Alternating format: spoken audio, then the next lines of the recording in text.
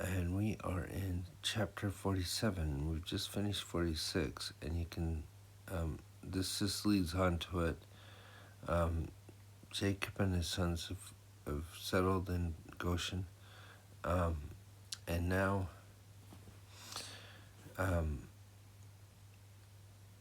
Jacob is getting old, and Joseph is going to share with Pharaoh. This is them settling in Goshen, you might say. And Joseph came and told Pharaoh and said, "My father and my brethren and their flocks and their herds and all they have are come out of the land of Canaan, and behold, they are in the land of Goshen." And he took some of his brethren, even 5 men, and presented them to the Pharaoh. So he didn't send everybody, but he did get 5. We don't know who. It'd be interesting. And Pharaoh said unto his brethren, "What is your occupation?" Just like Joseph knew that he would, probably because that is asked of everybody that come into the country. And they said unto Pharaoh, "Thy servants are shepherds, both we and our fathers." And they said moreover unto Pharaoh, For to sojourn in the land we are come, for thy servants have no pasture for their flocks, for the famine is sore in the land of Canaan. And now, therefore, we pray thee, let thy servants dwell in the land of Goshen. And the Pharaoh spoke unto Joseph, saying, Thy father and thy brethren are come unto thee. The land of Egypt is before thee. In the best of the land make thy father and thy brethren to dwell in the land of Goshen. Let them dwell, and if thou knowest any man of activity among them, then make them rulers over my cattle. And Joseph brought in Jacob his father, and set them before Pharaoh, and Jacob blessed Pharaoh.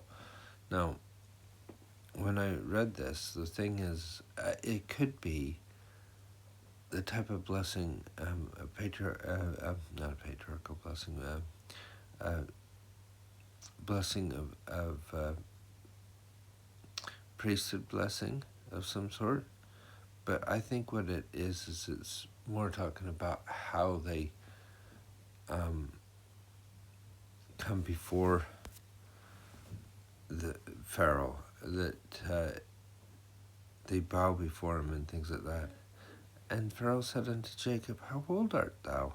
He must have looked pretty old. And Jacob said unto Pharaoh, The days of the years of my pilgrimage are 130 years, and few and evil are the days of the years of my life. And if you just look under evil in the footnotes, you see that it just means unpleasant. So he's not had the best life, and have not attained unto the days of the years of the life of my fathers in the days of their pilgrimage. If you look, remember, they lived a little bit longer, but 130 years, than few are our years nowadays. And Jacob blessed Pharaoh, and went out from before Pharaoh. And Joseph placed his father and his brethren, and gave them possession in the land of Egypt, in the best land, in the land of Ramses, as Pharaoh had commanded. And Joseph nourished his father and his brethren, and all his father's household with bread according to their families. And there was no bread in the land. And now we're going to have a different story a little bit. And you're going to see how bad the famine was. There was no bread in the land, for famine was sore, and the land of Egypt and all the land of Canaan fainted by reason of famine. So it wasn't easy during this time, even in Egypt. It wasn't like they're having parties every night and eating great amounts. And remember, it was Joseph who had gathered everything they could in the storehouses. And Joseph gathered all the money that was found in the land of Egypt, in the land of Canaan, and in the land of Canaan, for the corn which they bought. And Joseph brought the money into the Pharaoh's house. And when the money failed in the land of Egypt, finally it gets to the point where no, money's not even worth it, or we don't have it anymore because we gave it already.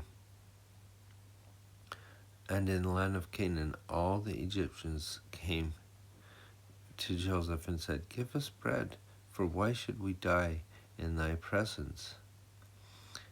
And for the money faileth." So I'm kind of saying that's probably the third year that they're talking about this. I'm not sure. And Joseph said, "Give your cattle, and I will give you for your cattle if the money fail." And they brought their cattle unto Joseph, and Joseph gave them bread in exchange for horses, for the flocks, and for the cattle of the herds and the asses. He fed them with bread, and all their cattle for that year, and for all their cattle for that year. So he gave not just for them, but for their cattle. And when the year was ended, they came unto him a second year and said, "We will not hide it from my lord how that our money is spent. My lord also hath our herds of cattle. There is not aught left in the sight of my lord, but our bodies and our lands.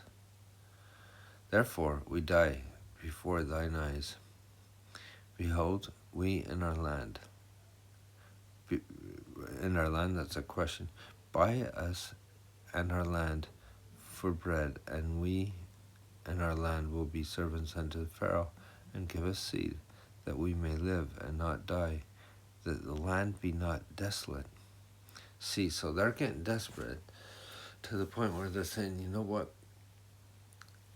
Take our land, make us servants, we'll be fine." And Joseph bought the land of Egypt for Pharaoh, and the Egyptians sold every man his field, because the famine prevailed over them. So the land became Pharaoh's. As for the people, he removed them to cities from one end of the borders of Egypt, even to the other end thereof. So I think this just lets us know the Samaritan in Septuagint, it says he made slaves or serfs. So it wasn't just removing, he was making them work somewhere.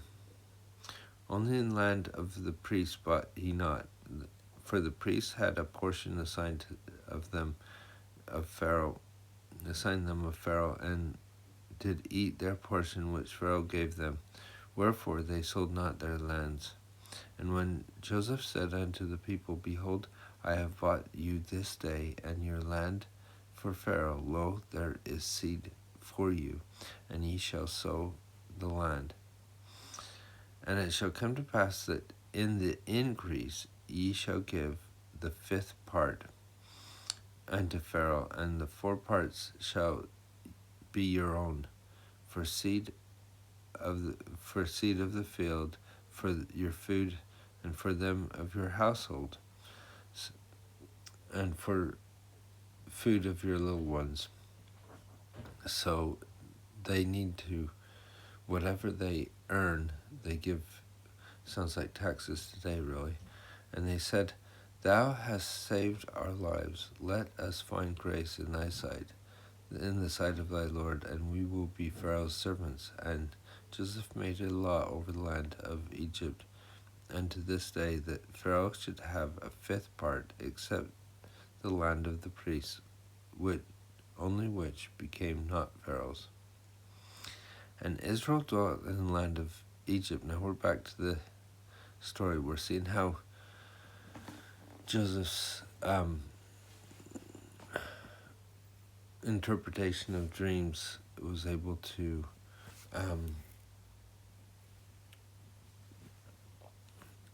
bring the riches to Egypt.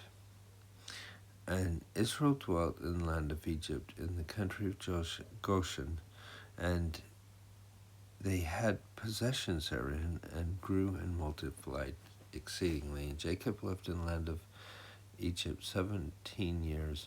So the whole age of Jacob was 147 years.